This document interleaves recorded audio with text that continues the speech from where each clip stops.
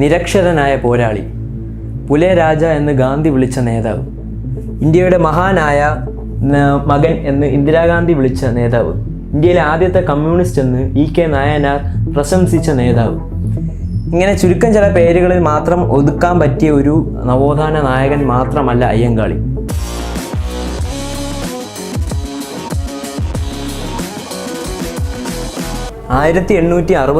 August 28 അയ്യങ്കാളിയുടെ ജനനം.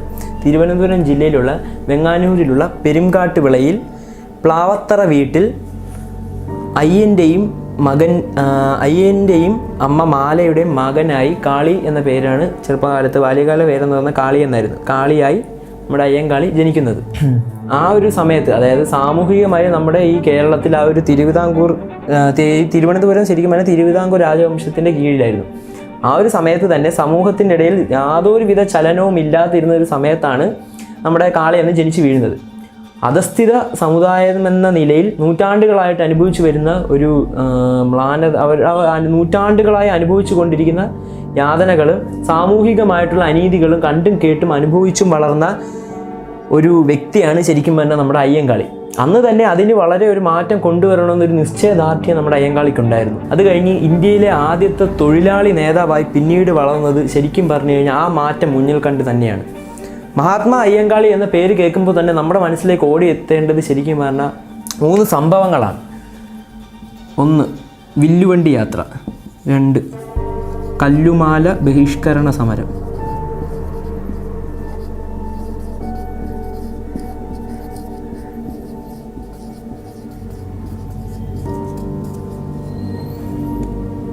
3, വിദ്യാലയ പ്രവേശനം. ഈ 3 സംഭവങ്ങളാണ് ശരിക്കും പറഞ്ഞാൽ നമ്മുടെ മനസ്സിലേക്ക് ആദ്യം ഓടിയെത്തേണ്ടത്. ഈ 3 സംഭവങ്ങളും 3 തരത്തിലുള്ള സ്വാതന്ത്ര്യത്തിന് വേണ്ടിയിട്ട് അയ്യങ്കാളി നടത്തിയ പ്രക്ഷോഭങ്ങളെ സൂചിപ്പിക്കുന്നതാണ്. ഒന്നാമത്തത് നമുക്ക് ചെറുതായിട്ടൊന്ന് പറഞ്ഞു പോകാം, വില്ലുവണ്ടി യാത്ര. വില്ലുവണ്ടി യാത്ര എന്ന് പറഞ്ഞാൽ ശരിക്കും സഞ്ചാര സ്വാതന്ത്ര്യത്തിന് വേണ്ടി അയ്യങ്കാളി നടത്തിയ ആദ്യത്തെ ഒരു പ്രക്ഷോഭമാണ്. രണ്ടാമത്തത് കല്ലുമാല ബഹിഷ്കരണ സമരം. ഇത് ശരിക്കും പറഞ്ഞു കഴിഞ്ഞാൽ തുണി, അതായത് വസ്ത്രം ധരിക്കുന്നതിന് വേണ്ടിയുള്ള സ്വാതന്ത്ര്യത്തിന് വേണ്ടി പ്രതിഷേധമാണ് കല്ലുമാല ബഹിഷ്കരണ സമരം. അടുത്തായി മൂന്നാമത്തത് വിദ്യാലയ പ്രവേശനം. അതായത് വിദ്യാലയ പ്രവേശന സ്വാതന്ത്ര്യം, അതായത് അധസ്ഥിത വർഗർക്ക് അല്ലെങ്കിൽ കീഴ്ജാതി അല്ലെങ്കിൽ നമ്മുടെ അന്ന് സ്കൂളിൽ അല്ലെങ്കിൽ അന്ന് കയറാൻ പറ്റില്ല എന്ന് സവർണർ സമ്മതിക്കാതിരുന്ന ജനവിഭാഗത്തിന് വിദ്യാലയത്തിൽ പ്രവേശിക്കാൻ വേണ്ടി നടത്തിയ സമരം, അതിനെ തുടർന്നുള്ള സംഭവ വികാസങ്ങളാണ് ഈ മൂന്നാമത്തെ വിദ്യാലയ പ്രവേശനം. ഇനി നമുക്ക് ഇതിന് ഓരോന്നായിട്ട് പറഞ്ഞു പോകാം. അപ്പോൾ ആദ്യത്തെ നമ്മൾ പറയാൻ പോകുന്ന സംഭവം എന്ന് വെച്ച് കഴിഞ്ഞാൽ വില്ലുവണ്ടി യാത്രയാണ്. അതായത് സഞ്ചാര സ്വാതന്ത്ര്യത്തിന് വേണ്ടി നടത്തിയ ഒരു പ്രക്ഷോഭമായിരുന്നു. നേതൃത്വം നൽകിയത് അയ്യങ്കാളിയാണ് ശരിക്കും പറഞ്ഞു കഴിഞ്ഞാൽ. ഇപ്പോൾ നമ്മൾ ഇത് ശരിക്കും പറഞ്ഞാൽ നടക്കുന്നത് 1893 വർഷം 1893. 1893 അയ്യങ്കാളി തമിഴ്നാട്ടിൽ നിന്നും ഒരു മണി കെട്ടിയ ഒരു വില്ലുവണ്ടി വാങ്ങുകയാണ്. ശരിക്കും പറഞ്ഞാൽ 1860 തന്നെ ശരിക്കും പറഞ്ഞാൽ കേരളത്തിൽ ഒരു പൊതുമരാമത്ത് വകുപ്പ് രൂപം കൊള്ളുകയും റോഡുകൾ നിർമ്മിക്കുകയും അതിനുശേഷം ആ ഒരു റോഡിലൂടെ ജാതിമത ഭേദമന്യേ ആർക്ക് വേണമെങ്കിലും യാത്ര ചെയ്യാമെന്നുള്ളൊരു നിയമമെല്ലാം ശരിക്കും പറഞ്ഞാൽ ബ്രിട്ടീഷ് സർക്കാരിൻ്റെ കീഴിൽ അന്ന് വന്നതാണ്. അതായത് അന്ന് കേരളത്തിൽ ആ പൊതുമരാമത്ത് വകുപ്പിൻ്റെ കീഴിൽ 2 തരത്തിലുള്ള റോഡുകളായിരുന്നു ശരിക്കും പറഞ്ഞാൽ ഉണ്ടായിരുന്നത്. ഒന്ന് രാജവീതിയും ഒന്ന് ഗ്രാമീണ റോഡുകളും. ഗ്രാമീണ റോഡുകൾ, അതായത് ഗ്രാമീണ വീതികൾ ശരിക്കും പറഞ്ഞാൽ കുറച്ചുകൂടെ പ്രൈവറ്റ് പ്രോപ്പർട്ടി ആയിരുന്നു. അതിലൂടെ ആർക്കും വലിയ കുഴപ്പമില്ല. എന്നാൽ ഈ പൊതു റോഡ് അല്ലെങ്കിൽ പൊതു റോഡായിട്ട് നമ്മൾ കണക്കാക്കുന്നത് ശരിക്കും പറഞ്ഞാൽ അന്നത്തെ രാജവീതികൾ എന്ന് പറയുന്ന ആ ഒരു പൊതു റോഡിലൂടെ ശരിക്കും പറഞ്ഞു കഴിഞ്ഞാൽ ലീഗലി അന്ന് ആർക്ക് വേണമെങ്കിലും നടക്കാനും സഞ്ചരിക്കാനുമുള്ള ബ്രിട്ടീഷ് വക നിയമം ഉണ്ടെങ്കിലും സവർണ മേധാവികൾക്ക് അത് അംഗീകരിക്കാൻ ഒട്ടും തയ്യാറല്ലായിരുന്നു. കാരണം അന്ന് ശരിക്കും പറഞ്ഞാൽ ഈ രാജവീതിയിലൂടെ സവർണർ, അന്ന് നമുക്ക് നേരത്തെ അറിയാവുന്ന പോലെ ഈ തിരുവിതാംകൂർ രാജവംശം എന്ന് പറയുന്നത് ശരിക്കും പറഞ്ഞാൽ ഈ ഹിന്ദു രാജ്യമായി കറക്റ്റായി കൃത്യമായി ഹിന്ദു രാജ്യമെന്ന് കണക്കാക്കാൻ പറ്റുന്ന ഒരു ഐഡിയൽ ആയിട്ടുള്ള ഒരു ഹിന്ദു രാജ്യമായി കണക്കാക്കാൻ പറ്റുന്ന ഒരു സ്ഥലമായിരുന്നു നമ്മുടെ ഈ തിരുവിതാംകൂർ രാജവംശം. ഈ രാജവംശത്തിൽ തന്നെ ചാതുർവർണ്ണയത്തിൽ അധിഷ്ഠിതമായിട്ടുള്ള നമ്മൾ മനുസ്മൃതിയിലും മനുസ്മൃതിയും മറ്റു ഹൈന്ദവ കറക്റ്റായിട്ടുള്ള ഹൈന്ദവ ആചാരങ്ങളും ജാതീയപരമായിട്ടുള്ള ആചാരങ്ങളും കൃത്യമായി പാലിച്ച് തീണ്ടാപ്പാടകലെ മാറി നിൽക്കണം എന്നൊക്കെയുള്ള കടുത്ത ജാതീയമായിട്ടുള്ള അനീതികളും പാലിച്ചു പോകുന്ന ഒരു സ്ഥലമായിരുന്നു ശരിക്കും പറഞ്ഞാൽ നമ്മുടെ ഈ തിരുവിതാംകൂർ 1850 വരെ. അതായത് 1850 എന്ന് പറയുന്നത് കുറച്ച് ഒരു ഏകദേശം 200-300 വർഷങ്ങൾക്ക് മുമ്പ് വരെയുള്ള കാര്യമാണെന്ന് ഈ പറയുന്നത്. സാമൂഹികമായിട്ട് ഒരു ചലനവും ഇല്ലാതെ ഒരു പൊട്ടക്കിണറ്റിലെ തവള എന്ന് തന്നെ നമുക്ക് എടുത്തു പറയാൻ പറ്റുന്ന ആ ഒരു രീതിയിൽ ഒരു പുറത്തു നിന്നും യാതൊരുവിധ സംഭവിക്കാതെ നീങ്ങിപ്പോയ ഒരു കാലഘട്ടമായിരുന്നു അത്. പിന്നീട് കൊളോണിയൽ അധിനിവേശത്തിന് ശേഷമാണ് അല്പമെങ്കിലും ഈ റോഡ് ഉൾപ്പെടെ വന്നതും അതിനുശേഷമാണ് ഈ രാജവീതി ഗ്രാമീണ വീതി എന്നുള്ള മാറ്റങ്ങളൊക്കെ ഉണ്ടായത്. അങ്ങനെ ഈ പൊതുവീതി അല്ലെങ്കിൽ ആ പൊതുനിരത്തുകളിലൂടെ ജാതീയമായി, അതായത് കീഴ്ജാതി അല്ലെങ്കിൽ അധസ്ഥിതർ എന്ന് പറയുന്ന അവർക്ക് വഴി നടക്കാനോ പോയിട്ട് അതുവഴി സഞ്ചരിക്കാനുള്ള സ്വാതന്ത്ര്യം പോലും ഇല്ലാതിരുന്ന ഒരു കാലഘട്ടത്തിൽ സഞ്ചാര സ്വാതന്ത്ര്യം പോലും ഹനിക്കപ്പെട്ട ആ ഒരു സമയത്താണ് സവർണ മേധാവികളുടെ നെഞ്ചത്തേക്ക് നമ്മുടെ അയ്യങ്കാളി വില്ലുവണ്ടി ഓട്ടിച്ച് കയറ്റിയത്. അന്ന് തമിഴ്നാട്ടിൽ നിന്നും അയ്യങ്കാളി വാങ്ങിയ ആ വില്ലുവണ്ടി, അതായത് ആ മണികെട്ടി വില്ലുവണ്ടിയും കൊണ്ട് അയ്യങ്കാളി സഞ്ചരിച്ചത് ശരിക്കും പറഞ്ഞാൽ രാജവീതി, അതായത് വെങ്ങാനൂർ മുതൽ തിരുവനന്തപുരം വരെ ഉള്ള രാജവീതിയിലൂടെയായിരുന്നു. യാത്രയിലുടനീളം ശരിക്കും പറഞ്ഞാൽ നായർ പ്രമാണികൾ മുന്നിലേക്ക് തടസ്സമായി എടുത്ത് ചാടി. അതായത് ശരിക്കും പറഞ്ഞാൽ അന്നൊരു വില്ലുവണ്ടി വാങ്ങുക എന്നുള്ളത് തന്നെ, അതായത് നമ്മുടെ സാമുദായികപരമായ അന്നത്തെ ആ ഒരു സാമുദായപരമായിട്ടുള്ള ജാതീയമായിട്ടുള്ള ആ ചുറ്റുപാടിൽ ഒരു വില്ലുവണ്ടി, ഒരു അധസ്ഥിത ജനവിഭാഗത്തിലെ ഒരു വ്യക്തി വില്ലുവണ്ടി കൈവശം വയ്ക്കുക എന്നുള്ളത് തന്നെ വലിയൊരു കാര്യമാണ്. എന്നിട്ട് നടക്കാൻ, അതായത് ആ സഞ്ചാര സ്വാതന്ത്ര്യം ഹനിക്കപ്പെട്ട ആ റോഡിലൂടെ, ആ പൊതുനിരത്തിലൂടെ തന്നെ ഒരു കൂട്ടം യുവാക്കളെ കൂടെ പിന്നിലൂടെ വില്ലുവണ്ടിയുടെ പിന്നാലെ ഉണ്ടായിരുന്നു. അങ്ങനെ വലിയൊരു സമൂഹത്തെ വില്ലുവണ്ടിയുടെ പിന്നാലെ നടത്തിക്കൊണ്ടാണ് ശരിക്കും പറഞ്ഞാൽ അയ്യങ്കാളി അന്ന് ആ വില്ലുവണ്ടി യാത്ര നടത്തിയത്. ആ ഒരു നടത്തം ശരിക്കും പറഞ്ഞാൽ ആ അയ്യങ്കാളിയിലെ സാമൂഹിക പരിഷ്കർത്താവിൻ്റെ ആദ്യമായിട്ട് പ്രതികരിച്ച, അല്ലെങ്കിൽ ഈ ഒരു അനീതിക്കെതിരെ പ്രതികരിച്ച ആദ്യത്തെ ഒരു സാമൂഹിക പരിഷ്കർത്താവായി നമുക്ക് കണക്കാക്കാൻ കഴിയുന്നത് അയ്യങ്കാളിയാണ്. ശരിക്കും പറഞ്ഞു കഴിഞ്ഞാൽ ആ വില്ലുവണ്ടിയുടെ പിന്നാലെയാണ് പൊതുനിരത്തുകൾ എല്ലാ വിഭാഗങ്ങൾക്കുമായി തുറന്നു കൊടുക്കപ്പെട്ടത് തന്നെ. അടുത്തതായി വിദ്യാലയ പ്രവേശനം. ഹരിജനങ്ങൾക്ക് പൊതുവഴിയിലൂടെ സഞ്ചരിക്കാനുള്ള സ്വാതന്ത്ര്യം ലഭിച്ചതിന് ശേഷം ശരിക്കും പറഞ്ഞാൽ വിദ്യ അഭ്യസിക്കുവാനുള്ള സ്വാതന്ത്ര്യത്തിനുള്ള പ്രക്ഷോഭത്തിനായി മുന്നിട്ടിറങ്ങുകയായിരുന്നു നമ്മുടെ അയ്യങ്കാളി. അന്ന് വിദ്യാഭ്യാസത്തിൻ്റെ ശക്തി എന്തെന്ന് മനസ്സിലാക്കിയ നമ്മുടെ അയ്യങ്കാളി 1905 ഒരു കുടിപ്പള്ളിക്കൂടം വെങ്ങാനൂരിൽ സ്ഥാപിക്കുകയും അതിന് പിന്നീട് അവിടെ പഠിപ്പിക്കുവാനായിട്ടുള്ള ഒരു അധ്യാപകനെ തേടി വളരെയധികം അലയുകയും ചെയ്തു. അതൊക്കെ വേറൊരു കഥയാണ്. ശരിക്കും പറഞ്ഞാൽ അന്ന് 1905 വെങ്ങാനൂരിൽ ഒരു കുടിപ്പള്ളിക്കൂടം സ്ഥാപിക്കുകയും പിന്നീട് അത് അന്നത്തെ ദിവസം രാത്രി അത് അവിടുത്തെ ജാതി പ്രമാണികൾ തീയിട്ട് നശിപ്പിക്കുകയും ചെയ്തു. പിന്നീട് നിരന്തരമായ ആക്രമണങ്ങൾ ഇതിൻ്റെ പേരിൽ നേരിടുകയും ചെയ്തതാണ്. ശരിക്കും പറഞ്ഞാൽ അന്ന് നമുക്ക് ആ ഒരു സംഭവത്തോടു കൂടി നമുക്ക് മനസ്സിലാക്കാൻ കഴിയുന്നത് ശരിക്കും പറഞ്ഞാൽ അന്നത്തെ അരികുവൽക്കരിക്കപ്പെട്ട ആ സമൂഹം എത്രത്തോളം ജാതീയപരമായിട്ടുള്ള പീഡനങ്ങൾ നേരിട്ടിരുന്നു എന്ന് നമുക്ക് മനസ്സിലാക്കാം. കാരണം ഒരു തരത്തിലും അവർ വിദ്യ അഭ്യസിക്കരുത് എന്നിട്ടുള്ള സവർണ മേധാവികളുടെ ആ ഒരു ധാർഷ്ട്യമാണ് നമുക്ക് ഇതിലൂടെ മനസ്സിലാക്കാൻ കഴിയുക. ഈ അരികുവൽക്കരിക്കപ്പെട്ട സമൂഹത്തെ ഉദ്ധരിപ്പിക്കുവാനും അവരുടെ ഉദ്ധാരണത്തിനും അവരുടെ ഐക്യബോധം നിലനിർത്തുന്നതിനും പ്രവർത്തനങ്ങൾ ഏകീകരിച്ച് കൊണ്ടുപോകുവാനും 1907 നമ്മുടെ അയ്യങ്കാളി സാധുജന പരിപാലന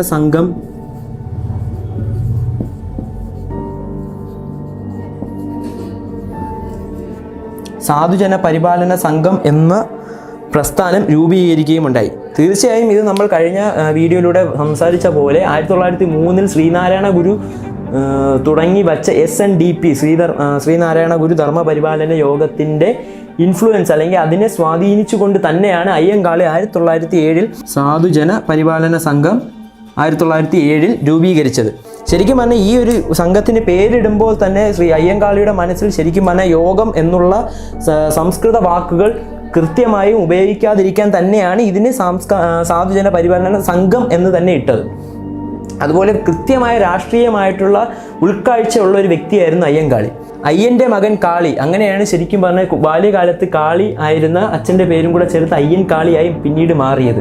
പേരിൻ്റെ മുന്നിൽ മഹാത്മാ എന്ന് വിശേഷണമുള്ള ഏക കേരളത്തിലെ നവോത്ഥാന നായകനാണ് ശരിക്കും പറഞ്ഞു കഴിഞ്ഞാൽ നമ്മുടെ അയ്യങ്കാളി, മഹാത്മാ അയ്യങ്കാളി. ഈ 1907 സംഘടിപ്പിച്ച അല്ലെങ്കിൽ രൂപം കൊണ്ട സാധുജന പരിപാലന സംഘത്തിൻ്റെ പ്രവർത്തന പരിപാടിയിലെ മുഖ്യ ഇനം എന്ന് ശരിക്കും പറയുന്നത് വിദ്യാലയ പ്രവേശന സ്വാതന്ത്ര്യമായിരുന്നു. കാരണം നമ്മൾ നേരത്തെ സംസാരിച്ചിട്ടുണ്ട് 1893 മാത്രം ആ വില്ലുവണ്ടി യാത്ര നടന്നതിന് ശേഷം മാത്രമാണ് അന്നത്തെ അധസ്ഥിത വർഗർക്ക് പൊതു ഇടങ്ങളിലൂടെ സഞ്ചരിക്കാനുള്ള സ്വാതന്ത്ര്യം, അത്രയ്ക്ക് ബേസിക് ആയിട്ടുള്ള ഒരു സ്വാതന്ത്ര്യം തന്നെ കിട്ടിയത് ശരിക്കും പറഞ്ഞാൽ 1893 നമുക്കറിയാം. എന്നാൽ അതിനുശേഷം ശരിക്കും പറഞ്ഞാൽ അങ്ങനെ ഒരു കാലഘട്ടത്തിൽ അവർക്ക് വിദ്യ അഭ്യസിക്കാനുള്ള യാതൊരു സ്വാതന്ത്ര്യമോ അവർക്ക് വിദ്യ അഭ്യസിക്കാനുള്ള അവരുടെ അവകാശമുണ്ടെന്നോ ഉള്ള തിരിച്ചറിവ് ശരിക്കും പറഞ്ഞാൽ ആ ഒരു ജനവിഭാഗത്തിന് ഇല്ലായിരുന്നു. അല്ലെങ്കിൽ അങ്ങനെ ഒരു ജനവിഭാഗത്തിന് വിദ്യ അഭ്യസിക്കേണ്ട കാര്യമില്ലെന്ന് അന്നത്തെ അവരുടെ സവർണ്ണ മേധാവികൾക്കും അറിയാം. കാരണം വിദ്യ അഭ്യസിക്കേണ്ടതെന്നും സവർണ്ണ മേധാവിത്വത്തിൻ്റെ മാത്രം കൈവശമായിട്ടുള്ളതാണെന്നും സവർണ്ണ വിഭാഗം അല്ലാത്തവർ എല്ലാവരും അവരുടെ കീഴിൽ തന്നെ ജീവിക്കണമെന്നും ഒരിക്കലും അവർക്ക് മേലിൽ ഉയർന്നു വരരുതെന്നുള്ള നിശ്ചയദാർഢ്യമാണ് ശരിക്കും പറഞ്ഞാൽ അന്നത്തെ ആ ഒരു സവർണ്ണ വിഭാഗത്തിന് ജാതീയപരമായിട്ടുള്ള കാരണങ്ങളും കൊണ്ട് അവർ അടിച്ചേൽപ്പിക്കാൻ അവർ ശ്രമിച്ചത്. ഈ സവർണ്ണ ജനവിഭാഗത്തിൻ്റെ നെല്ലറയും പണപ്പെട്ടിയും നിറയ്ക്കുവാനായി എല്ലുമുറിയെ പണിയെടുക്കുന്ന തങ്ങളോടുള്ള ഈ അനീതിയിൽ പ്രതിഷേധിച്ചാണ് പ്രത്യേക ഒന്നുകൂടെ പറയണ ഗഡിമൻറ്റു സവർണ്ണ ജനവിഭാഗത്തിൻ്റെ നെല്ലറയും പണപ്പെട്ടിയും നിറയ്ക്കുന്ന എല്ലുമുറിയെ പാടത്ത് പണിയെടുക്കുന്ന തങ്ങളോടുള്ള ഈ കടുത്ത അനീതിയിൽ പ്രതിഷേധിച്ച് പ്രത്യക്ഷ സമരം തന്നെ സ്വീകരിക്കാൻ അയ്യങ്കാളി തയ്യാറാവുകയാണ്.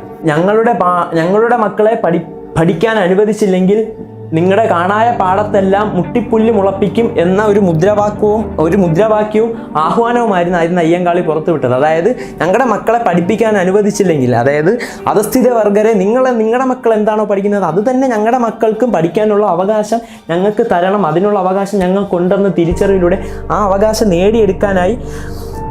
നേടിയെടുക്കാനായി അന്ന് ശരിക്കും പറഞ്ഞാൽ ഒരു ഏകീകൃതമായിട്ട് അല്ലെങ്കിൽ ഒരു വളരെ പ്ലാൻഡ് ആയിട്ടുള്ള ഒരു കാർഷിക പണിമുടക്ക് അന്ന് നടത്തുകയാണ്. ശരിക്കും പറഞ്ഞാൽ അത് നമ്മുടെ ആദ്യത്തെ ഒരു കാർഷിക പണിമുടക്ക് അല്ലെങ്കിൽ കൃത്യമായിട്ടുള്ള ആദ്യത്തെ കാർഷിക പണിമുടക്കായി ശരിക്കും പറഞ്ഞാൽ അന്നത്തെ ആ ഒരു സമരത്തെ നമുക്ക് കാണാൻ കഴിയും. ആ ഒരു സമരത്തിന് ശേഷം തന്നെയാണ് സ്വാഭാവികമായും ആദ്യം എതിർത്ത സവർണ്ണ വിഭാഗം ഗത്യന്തരമില്ലാതെ അവസാനം ആ ഒരു ആവശ്യത്തിന് വഴങ്ങേണ്ടി വരുന്നത്. ഈ മഹാത്മാ അയ്യങ്കാളി രൂപീകരിച്ച സാധുജന പരിപാലന സംഘം എന്നുള്ള ഈ സംഘടനയെ പറ്റിയിട്ടാണ് നമ്മൾ അടുത്തതായിട്ട് സംസാരിക്കാൻ പോകുന്നത്. 1907 ഈ സംഘടന രൂപീകരിച്ചതെന്ന് കൃത്യമായി പറയുന്നുണ്ടെങ്കിലും ശരിക്കും 1905 ഒരു വാദമുണ്ട്.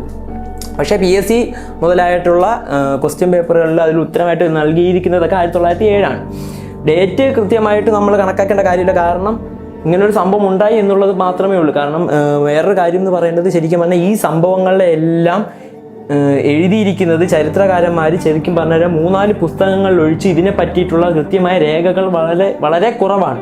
ആദ്യമായിട്ടൊരു രേഖ അയ്യങ്കാളിയെ പറ്റി വരുന്നത് തന്നെ അയ്യങ്കാളിയുടെ പെങ്ങളുടെ ഏകദേശം ഒരു ബന്ധു അല്ലെങ്കിൽ വെങ്ങാനൂർ സുരേന്ദ്രൻ എന്ന് പറയുന്ന അയ്യങ്കാളിയുടെ മകൻ, അല്ലെങ്കിൽ അയ്യങ്കാളിയുടെ മകനല്ല, അയ്യങ്കാളിയുടെ പെങ്ങളുടെ മകളുടെ മകൻ എന്നൊക്കെ പറയാൻ പറ്റുന്ന ഒരു അടുത്തൊരു ബന്ധു എഴുതിയ ഒരു കൃതിയിൽ നിന്നാണ് ആദ്യമായി, അല്ലെങ്കിൽ അന്ന് SNDP വന്നൊരു സുവനീറിലാണ് ശരിക്കും പറഞ്ഞാൽ അയ്യങ്കാളിയുടെ പേര് ആദ്യമായി വരുന്നത് തന്നെ. അതിനുശേഷമാണ് അതിനെയും പറ്റിയും പിന്നീട് വന്നിട്ടുള്ള 3-4 പുസ്തകങ്ങൾ, അഭിമന്യുവിൻ്റെയൊക്കെ പുസ്തകങ്ങളിലാണ് അയ്യങ്കാളിയെ പറ്റി കൂടുതൽ വിശദ വിവരങ്ങൾ ഉള്ളതെങ്കിലും ഇതിനെല്ലാം കൃത്യമായിട്ടുള്ള ഡേറ്റ് പലതിലും ചിലതിലൊക്കെ വ്യത്യാസമുണ്ടെങ്കിലും അതൊന്നും കാര്യമാക്കി എടുക്കേണ്ട കാര്യമില്ല എന്നുള്ളതാണ് വാസ്തവം ശരിക്കും പറഞ്ഞാൽ. പക്ഷേ നമ്മൾ പഠിക്കുമ്പോൾ 1907 പഠിച്ചാൽ മതി. അടുത്തത് ഇത് ശരിക്കും പറഞ്ഞാൽ ഈ സാധുജന പരിപാലന സംഘം എന്ന സംഘടന രൂപീകരിക്കുന്നത് തന്നെ ശരിക്കും പറഞ്ഞു കഴിഞ്ഞാൽ ഇപ്പോൾ നമ്മൾ നേരത്തെ SNDPയുടെ കാര്യം പറഞ്ഞതുപോലെ വെറും ആ ഒരു സാമുദായിക സംഘടനയായി ഇതിനെ ഒരിക്കലും കണക്കാക്കരുത്.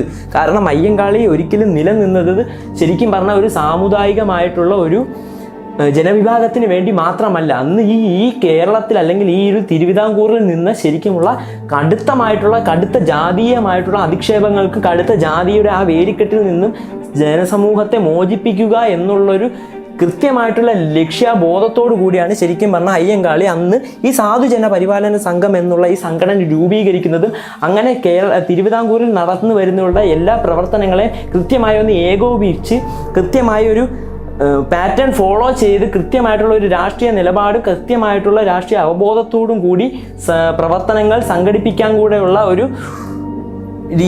ഒരു ഉൾക്കാഴ്ച കൊണ്ടാണ് സാധുജന പരിപാലന സംഘം 1907 നമ്മുടെ അയ്യങ്കാളി രൂപീകരിക്കുന്നത്. അതിൻ്റെ ആസ്ഥാനം തിരുവനന്തപുരം ജില്ലയിലെ വെങ്ങാനൂരിലാണ്. പിന്നീട് 1938 ഇതിനെ പുലയ മഹാസഭയായി മാറ്റുകയാണ്. ശരിക്കും പറഞ്ഞാൽ ഇത് വലിയൊരു കാര്യമാണ്. കാരണം ഇത് ശരിക്കും പറഞ്ഞാൽ നമ്മൾ നേരത്തെ പറഞ്ഞിട്ടുണ്ടായിരുന്ന അയ്യങ്കാളി ഇതിനെ തുടങ്ങിയത് ഒരു സാമുദായിക സംഘടനയായി അല്ല എന്ന് പറയുന്നുണ്ടെങ്കിലും അവസാനം 1938 1941 അയ്യങ്കാളി മരണപ്പെടുകയാണ്. അതിന് 3 വർഷം മുമ്പ് ഇത് പുലയ മഹാസഭയായി മാറുകയാണ്. നേരത്തെ നമ്മൾ പറഞ്ഞതുപോലെ SNDPയുടെ കാര്യത്തിൽ പറഞ്ഞതുപോലെ അതേ സംഭവം തന്നെയാണ് ഇവിടെ നടക്കുന്നത്. കേരള നവോത്ഥാനത്തിൻ്റെ കല്ലുകൾ നമ്മൾ എടുത്തു നോക്കിയാൽ അതിൽ ഏറ്റവും എടുത്തു പറയാൻ പറ്റുന്ന 2 സഭകൾ അല്ലെങ്കിൽ 2 വലിയ ഒരു പ്രസ്ഥാനങ്ങളാണ് SNDPയും സാധുജന പരിപാലന സംഘവും. ഇതിൽ SNDPയും ശരിക്കും പറഞ്ഞാൽ പിന്നീട് ഒരു സാമുദായികമായിട്ടുള്ള ഒരു സംഘടനയായി മാറുകയും അതുപോലെ തന്നെ സാധുജന പരിപാലന സംഘം എന്നിട്ടുള്ള ഈ ഒരു സംഘടനയും പിന്നീട് പുലയ മഹാസഭ എന്ന പേരിൽ 1938 മാറുകയും ചെയ്തു. അന്ന് സാധുജന പരിപാലന സംഘം 1907 സ്ഥാപിക്കുകയും പിന്നീട് 1913 സാധുജന പരിപാലനി എന്നായിരുന്നു അതിൻ്റെ മുഖപത്രത്തിൻ്റെ പേര്. അന്ന് അതിൻ്റെ എഡിറ്റർ എന്ന് പറയുന്നത് ചെമ്പത്തറ കാളി ജ്യോതി കറുപ്പൻ. അന്നത്തെ സാധുജന പരിപാലിനി എന്നുള്ള ഈ മുഖപത്രത്തിൻ്റെ എഡിറ്റർ ചെമ്പത്തറ കാളി ജ്യോതി കറുപ്പനായിരുന്നു. അന്ന് അത് ആദ്യമായിട്ട് പ്രിൻ്റ് ചെയ്തുകൊണ്ടിരുന്നത് ശരിക്കും പറഞ്ഞാൽ ചങ്ങനാശ്ശേരി സുദർശന പ്രസ്സിലാണ്. അപ്പോൾ നമ്മൾ നേരത്തെ സംസാരിച്ച് അല്ലെങ്കിൽ നേരത്തെ ഡിസ്കസ് ചെയ്തുകൊണ്ടിരുന്ന അയ്യങ്കാളി എങ്ങനെയാണ് ശരിക്കും പറഞ്ഞാൽ കേരളത്തിലെ ആ ഒരു വലിയൊരു ജനവിഭാഗത്തെ വിദ്യാലയത്തിലേക്ക് പ്രവേശിപ്പിച്ചു എന്നുള്ള ഒരു കാര്യത്തെ പറ്റിയിട്ടാണ് നമ്മൾ നേരത്തെ ഡിസ്കസ് ചെയ്തുകൊണ്ടിരുന്നത്.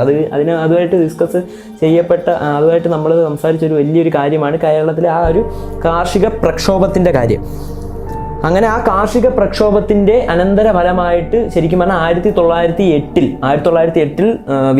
ഒരു വിദ്യാലയത്തിലേക്ക് അധസ്ഥിത വർഗരെ വരെ നമുക്ക് അധസ്ഥിത വർഗരെ മാത്രമല്ല എല്ലാ ജനവിഭാഗങ്ങൾക്കും ഈക്വലായിട്ട് അങ്ങനെ ജാതിയുടെ പേരിൽ വിദ്യാലയത്തിലേക്ക് പ്രവേശനം നിഷേധിക്കാൻ പാടുള്ളതല്ല എന്നുള്ള ഒരു ഉത്തരവ് 1908 മഹാരാജാവിൻ്റെ കയ്യിൽ നിന്നും ഉത്തരവിറങ്ങി എന്നുള്ള കാര്യം നമ്മൾ നേരത്തെ ഡിസ്കസ് ചെയ്തു. എന്നിരുന്നാലും സവർണ മേധാവികൾ അല്ലെങ്കിൽ സവർണരായിട്ടുള്ള അന്നത്തെ ജാതി പ്രമാണികൾക്ക് ശരിക്കും പറഞ്ഞ ഈ ഒരു കാര്യം ഒട്ടും അക്സെപ്റ്റ് ചെയ്യാൻ അല്ലെങ്കിൽ ആ ഒരു കാര്യത്തിലേക്ക് ജസ്റ്റ് ഒന്ന് ട്രൈ ചെയ്ത് നോക്കാൻ പോയിട്ട് അതിനെ പറ്റിയിട്ടൊന്ന് ചിന്തിക്കാൻ പോലുള്ള ശക്തി ശരിക്കും പറഞ്ഞാൽ അവർക്കുണ്ടായിരുന്നില്ല.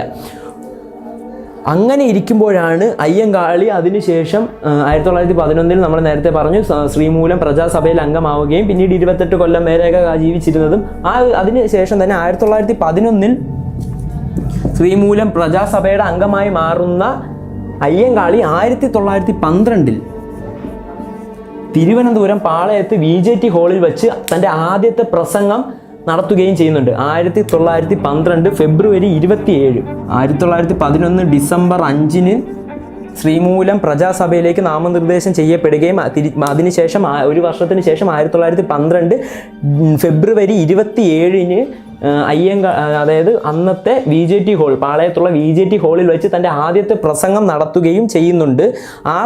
അതിനുശേഷമാണ് ഇപ്പോഴത്തെ അയ്യങ്കാളി ഹാൾ എന്ന ആ VJT ഹാളിന് പേര് മാറ്റിയത്. ഇപ്പോഴാണ് ആ ഹാളിൻ്റെ പേര് അയ്യങ്കാളി ഹാൾ എന്നാണ്.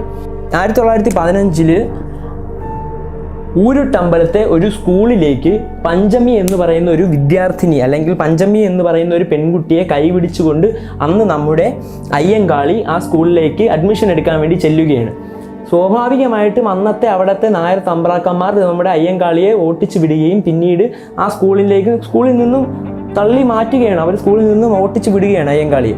പിന്നീട് അന്ന് രാത്രി ആ സ്കൂളിനാരോ തീ വയ്ക്കുകയും അത് പിന്നീട് നിരന്തരമായിട്ടുള്ള ഭയങ്കരമായിട്ടുള്ള കലാപത്തിനും അതിനുശേഷം വലിയൊരു പ്രക്ഷോഭമായി അത് വലിയൊരു പ്രക്ഷോഭമായി മാറുകയും ചെയ്തു. ഈ ഒരു സംഭവത്തെ ശരിക്കും പറഞ്ഞു കഴിഞ്ഞാൽ ചരിത്രകാരന്മാർ വിളിക്കുന്നത് ഊരുട്ടമ്പലം ലഹള എന്നും അല്ലെങ്കിൽ 90-ാം ആണ്ട് ലഹള, ഊരുട്ടമ്പലം ലഹള അല്ലെങ്കിൽ 90-ാം ആണ്ട് ലഹള എന്നാണ്. പിറ്റേ ദിവസത്തെ മനോരമ പത്രത്തിൽ അന്ന് വന്ന ഈ ലഹളയുടെ പേര് പുലയ ലഹള എന്നായിരുന്നു.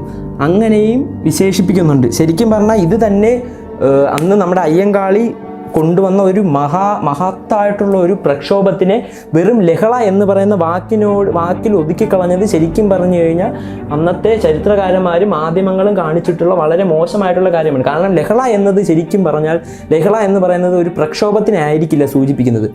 സമരം അല്ലെങ്കിൽ എന്തെങ്കിലും ഒരു പ്രക്ഷോഭത്തിന് ശരിക്കും പറഞ്ഞാൽ അതിലൊരു നേതാവ് കാണും. എന്നാൽ ലഹള എന്നത് ശരിക്കും പറഞ്ഞാൽ തീർത്തും വന്യമായിട്ടുള്ള ഒരു മോബ് മെൻറ്റാലിറ്റി അല്ലെങ്കിൽ മോബ് ആക്രമണം ആയിരിക്കും ശരിക്കും പറഞ്ഞാൽ ലഹള. അല്ലെങ്കിൽ അതിന് കൃത്യമായിട്ടുള്ള ഒരു നേതാവോ കൃത്യമായിട്ടുള്ള ഒരു ആശയത്തിനു വേണ്ടി ആയിരിക്കില്ല ആ ഒരു ലഹള എന്ന് പറയുന്ന സംഭവം നടക്കുക. അതുകൊണ്ട് ഇതിനെ ഊരിട്ടമ്പല ലഹള എന്ന് ചരിത്രകാരന്മാർ വിളിക്കുമെങ്കിലും ശരിക്കും അതൊരു ലഹളയായി കണക്കാക്കാൻ നമുക്ക് സാധിക്കില്ല. കാരണം അതിന് കൃത്യമായിട്ടുള്ള രാഷ്ട്രീയവും കൃത്യമായിട്ടുള്ള ആശയവും കൃത്യമായിട്ടുള്ള ലക്ഷ്യവും അന്നുണ്ടായിരുന്നു. പഞ്ചമി എന്ന് പറയുന്ന വിദ്യാർത്ഥി അല്ലെങ്കിൽ പഞ്ചമി എന്നുള്ള വിദ്യാർത്ഥിനിയെ അന്ന് ആ സ്കൂളിലേക്ക് പ്രവേശിപ്പിക്കാത്തതിനാലാണ് ശരിക്കും പറഞ്ഞാൽ അന്ന് ആ ഒരു അക്രമ സംഭവങ്ങളും ശരിക്കും പറഞ്ഞാൽ അന്ന് ആ പ്രക്ഷോഭം ഉണ്ടായതെങ്കിലും അതിനെ വെറും ഒരു ലഹള എന്ന് പറയുന്ന വാക്കിൽ ഒതുക്കി തീർക്കാൻ പറ്റാത്തതാണ്.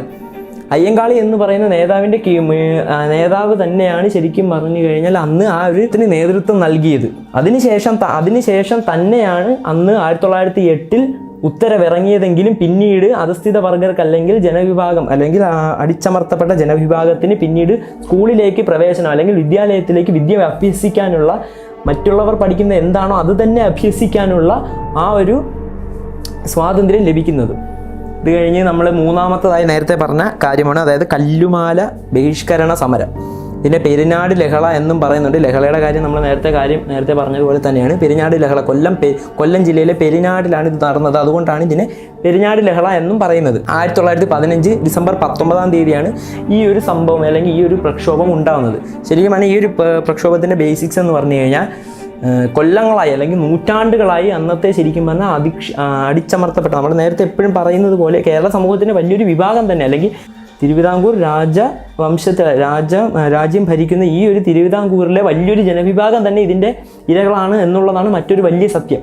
അതായത് ഇതൊരു മൈനോറിറ്റി അല്ല എന്നുള്ളതാണ് ഇതിലെ വലിയൊരു കാര്യം. അധസ്ഥിതവർഗർ എന്ന് പറയുന്നത് ഒരു മൈനോറിറ്റി അല്ല. ഈ സവർണർ എന്ന് പറയുന്ന ഒരു ചാതുർവർണ്ണയത്തിൽ ഒരു ബ്രാഹ്മണർ ഒഴിച്ച് ബാക്കി എല്ലാവരും ഇതിൻ്റെ ഇരകളാണ് എന്നുള്ളതാണ് വലിയൊരു സത്യം. അന്നത്തെ തിരുവിതാംകൂർ രാജാക്കന്മാർ ശരിക്കും പറഞ്ഞു കഴിഞ്ഞാൽ ജീവിച്ചിരുന്നത് പത്മനാഭൻ്റെ കീഴിൽ ബ്രാഹ്മണരെ സേവിക്കുക എന്നുള്ളൊരു ഡ്യൂട്ടി മാത്രമായിരുന്നു ശരിക്കും പറഞ്ഞാൽ അന്നത്തെ തിരുവിതാംകൂർ രാജാക്കന്മാർ ബ്രാഹ്മണരെ സേവിക്കുക എന്നുള്ള മാത്രമായിരുന്നു അവരുടെ കർത്തവ്യമെന്നും ബാക്കിയുള്ള പ്രജകളെ ശരിക്കും പറഞ്ഞാൽ അവർ പ്രജകളായി ഒന്നും കണക്കാക്കിയിരുന്നില്ല എന്നുള്ളതും ശരിക്കും പറഞ്ഞാൽ ചരിത്രപരമായിട്ടുള്ളൊരു സത്യമാണെന്നതും നമ്മൾ വിശ്വസിക്കാൻ ആഗ്രഹിക്കാത്തതും ചരിത്ര പുസ്തകങ്ങളിൽ വലുതായി കാണാത്തതും നമ്മുടെ പാഠ്യപദ്ധതിയിൽ ഉൾപ്പെടുത്താത്തതുമായിട്ടുള്ളൊരു സത്യമാണ്. അതെല്ലാം അവിടെ നിൽക്കത്തന്നെ ശരിക്കും പറഞ്ഞു കഴിഞ്ഞാൽ നമ്മളിപ്പോൾ പറഞ്ഞ മെജോറിറ്റി ജനവിഭാഗത്തിനും ശരിക്കും പറഞ്ഞാൽ അന്ന് വസ്ത്ര സ്വാതന്ത്ര്യത്തിനുള്ള സ്വാതന്ത്ര്യം അന്ന് ഹനിക്കപ്പെട്ടിരുന്നു. കാരണം അതിനകത്ത് ഇവർക്ക് മേൽമുണ്ട് മറയ്ക്കുവാനുള്ള സ്വാതന്ത്ര്യമില്ലായിരുന്നു. ആണായാലും പെണ്ണായാലും മേൽമുണ്ട് മറയ്ക്കുവാനുള്ള സ്വാതന്ത്ര്യം അവർക്ക് ശരിക്കും പറഞ്ഞാൽ ആ ഒരു അധസ്ഥിത വർഗർക്ക് അല്ലെങ്കിൽ അടിമജാതി എന്ന് പറയുന്ന ആ ഒരു വിഭാഗത്തിന് മേൽമുണ്ട് കൊണ്ട് മേൽ ശരീരം മറയ്ക്കുവാനുള്ള അധികാരം അല്ലെങ്കിൽ അവകാശം അവർക്കില്ലായിരുന്നു. അതിനു പകരം അവർ കല്ല് കൊണ്ടുണ്ടാക്കിയ കമ്മലും കല്ലുകൊണ്ടുണ്ടാക്കിയ മാലയും ധരിക്കണമായിരുന്നു. ഈ ഒരു കല്ലുമാല എന്ന് പറയുന്നത് ശരിക്കും പറഞ്ഞാൽ ജാതിയുടെ ഒരു അടയാളമായിട്ടാണ് അല്ലെങ്കിൽ ഒരു അടിമജാതി എന്നുള്ളതിൻ്റെ ഒരു അടയാളമായിട്ടായിരുന്നു ശരിക്കും ബാക്കിയുള്ളവർ എല്ലാവരും കണക്കാക്കിയിരുന്നത്. അതൊരു അലങ്കാരമല്ല, അതൊരു അടയാളമായിരുന്നു. ജാതി തീവ്രമായിട്ടുള്ള ഒരു ജാതി ആചാരത്തിൻ്റെയും ജാതിയുടെ കൃത്യമായിട്ടുള്ള ഒരു അടയാളമായിട്ടാണ് ശരിക്കും പറഞ്ഞാൽ കല്ലുമാല സൂചിപ്പിച്ചിരുന്നത്. പെരിഞ്ഞാട് ലഹള നടക്കുന്നത് തന്നെ ആ ഒരു കല്ലുമാല ബഹിഷ്കരിക്കണമെന്നും ആയിരക്കണക്കിന് ആൾക്കാർ വന്നിട്ട് അവരുടെ കത്തി കൊണ്ട് ആ ഒരു കല്ലുമാല ബഹിഷ്കരിച്ച് കല്ലുമാല വെട്ടി ആ ഒരു സ്റ്റേജിലേക്ക് എറിഞ്ഞ് അന്ന് കല്ലുമാല ബഹിഷ്കരിക്കുകയും മേൽമുണ്ട് ധരിക്കുവാനുള്ള അവകാശം അവർ നേടിയെടുക്കുകയുമാണ് ചെയ്യുന്നത്. ഇങ്ങനെ കേരള സമൂഹത്തിൻ്റെ പല സ്ഥലങ്ങളിൽ, അതായത് ഇപ്പോൾ നമ്മൾ നാഴികയ്ക്ക് 40 വട്ടം പറയുന്നത് പോലെ കേരളത്തിൽ 100% സാക്ഷരത എന്ന് പറയുന്നതൊക്കെ ശരിക്കും പറഞ്ഞാൽ എങ്ങനെ ഉണ്ടായി എന്ന് പറയുന്നത് ഒരിക്കലും നമ്മുടെ കയ്യിലേക്ക് കൊണ്ടുവന്ന് വച്ചതല്ല. അന്ന് ഈ അയ്യങ്കാളി ശരിക്കും പറഞ്ഞാൽ വില്ലുവണ്ടി യാത്ര നടത്തിയതും അന്ന് പിന്നാലെ ആൾക്കാർ വന്നില്ലായിരുന്നെങ്കിൽ ഇന്ന് കേരളത്തിൻ്റെ സ്ഥിതി മറ്റൊന്നായിരുന്നു. അതുപോലെ തന്നെയാണ് ഈ 1915 പഞ്ചമിയും കൊണ്ട് ഊരിട്ടമ്പലം സ്കൂളിൽ പഞ്ചമിയും കൊണ്ട് വിദ്യാർത്ഥിയെ പഠിക്കാൻ അനുവദിക്കണമെന്ന ആവശ്യം കൊണ്ട് അതന്ന് സാധ്യമല്ലായിരുന്നെങ്കിൽ ഇന്ന് കേരളത്തിൽ നമ്മൾ അവകാശപ്പെടുന്ന ആ ഒരു 100% സാക്ഷരത എന്ന് പറയുന്ന ഒരു സംഭവം, അതായത് ഇന്ത്യയിലെ മറ്റൊരു സംസ്ഥാനത്തിലും അംഗീകരിക്കാൻ മറ്റൊരു സംസ്ഥാനത്തിനും എത്തിപ്പെടാൻ പറ്റാത്ത ആ ഒരു 100% സാക്ഷരത എന്ന് പറയുന്ന ആ ഒരു ലെവലിലേക്ക്, അല്ലെങ്കിൽ ജാതിമത ഭേദമന്യേ എല്ലാവർക്കും പഠനം ആവശ്യമാണ് അല്ലെങ്കിൽ പഠനം പറ്റും, അതിനൊരു അവകാശമായി കൊടുക്കാൻ പറ്റിയത് തന്നെ ശരിക്കും പറഞ്ഞു കഴിഞ്ഞാൽ ഈ ഒരു സംഭവത്തിനൊക്കെ ശേഷമാണ് എന്നുള്ളതാണ് വലിയൊരു സത്യം.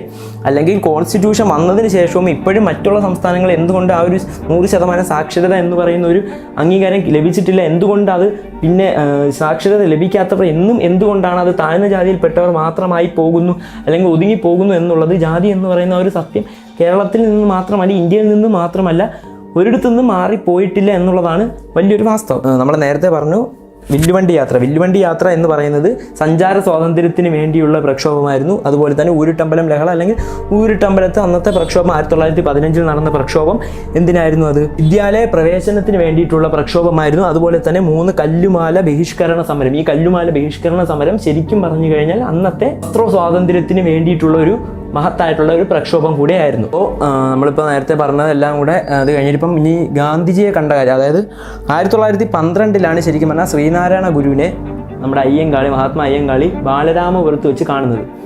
അന്ന് ശരിക്കും പറഞ്ഞാൽ കാണുമ്പോൾ അന്ന് 1912 ശരിക്കും പറഞ്ഞാൽ കാണുമ്പോൾ വിദ്യാലയങ്ങളിൽ കുട്ടികൾ കയറിയിട്ട് പോലുമില്ല. അത്രയ്ക്ക് പരിതാപകരമായിട്ടുള്ള അവസ്ഥയിലായിരുന്നു ശരിക്കും പറഞ്ഞാൽ. അത് കഴിഞ്ഞിട്ട് 1937 ഗാന്ധിജിയെ കണ്ടപ്പോൾ എന്തോ മാറ്റം അന്ന് കേരള സമൂഹത്തിൽ സംഭവിച്ചു എന്നുള്ളത് നമ്മളന്ന് ചരിത്ര പുസ്തകങ്ങളിലൂടെ അറിയേണ്ട കാര്യമാണ്. അന്ന് ഗാന്ധിയെ കണ്ടപ്പോൾ മഹാത്മാ അയ്യങ്കാളി പറഞ്ഞത്, എനിക്ക്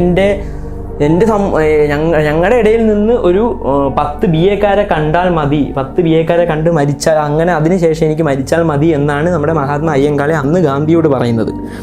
അതിനുശേഷമാണ് ഗാന്ധി നമ്മുടെ മഹാത്മാ അയ്യങ്കാളിയെ പുലയ രാജ അല്ലെങ്കിൽ പുലയരുടെ രാജാവ് എന്ന് ശരിക്കും പറഞ്ഞാൽ അതിൽ പറയുന്നതിൽ തന്നെ ഒരു ചെറിയ മിസ്റ്റേക്ക് ഉണ്ടെങ്കിലും ഗാന്ധി അന്ന് അയ്യങ്കാളിയെ വിശേഷിപ്പിച്ചത് പുലയന്മാരുടെ രാജാവ് അല്ലെങ്കിൽ പുലയ രാജ എന്നാണ്. അത് കഴിഞ്ഞ് 1941 ജൂൺ 18 1941 ജൂൺ 18 നമ്മുടെ മഹാത്മാ അയ്യങ്കാളി മരണമടയുന്നത്. അന്ന് മഹാത്മാ അയ്യങ്കാളിയുടെ ശവകുടീരം അറിയപ്പെടുന്നത് പാഞ്ചജന്യം എന്നാണ്. മഹാത്മാ അയ്യങ്കാളിയുടെ ശവകുടീരത്തിൻ്റെ പേര്, സ്മാരകത്തിൻ്റെ പേര് ചിത്രകൂടം എന്നാണ്. അതിനെല്ലാം ശേഷം 1918 തിരുവനന്തപുരം ജില്ലയിലെ വെള്ളയമ്പലത്തുള്ള ജംഗ്ഷനിലാണ് അയ്യങ്കാളിയുടെ പ്രതിമ അനാച്ഛാദനം ചെയ്യുന്നത്. വെള്ളയമ്പലം എന്ന് പറയുന്നത് തിരുവനന്തപുരത്തിൻ്റെ ഹാർട്ട് ഓഫ് ദ സിറ്റി എന്നൊക്കെ പറയാൻ പറ്റുന്ന ഒരിടമാണ്. അവിടെയാണ് അയ്യങ്കാളിയുടെ പ്രതിമ ഇപ്പോൾ നിലനിൽക്കുന്നത്. അത് രൂപകൽപ്പന ചെയ്തത് ഇസ്രാ ഡേവിഡ് എന്ന് പറയുന്ന ശില്പിയാണ്. അന്ന് അനാച്ഛാദനം ചെയ്തത് പ്രധാനമന്ത്രിയായിരുന്ന അന്നത്തെ ഇന്ദിരാഗാന്ധിയാണ് അന്ന് ആ ഒരു പ്രതിമ അനാച്ഛാദനം ചെയ്യുന്നത്. അന്ന് ഇന്ദിരാഗാന്ധി ശരിക്കും പറഞ്ഞാൽ അയ്യങ്കാളിയെ പറ്റി വിശേഷിപ്പിക്കുന്നത് ഇന്ത്യയുടെ മഹാനായ പുത്രൻ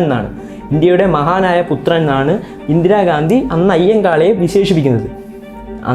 മുൻ മുഖ്യമന്ത്രിയായിട്ടുള്ള EK നായനാർ അയ്യങ്കാളിയെ വിശേഷിപ്പിക്കുന്നത് ഇന്ത്യയിലെ ആദ്യത്തെ കമ്മ്യൂണിസ്റ്റ് എന്നാണ് മഹാത്മാ അയ്യങ്കാളിയെ അന്ന് EK നായനാർ വിശേഷിപ്പിക്കുന്നത്.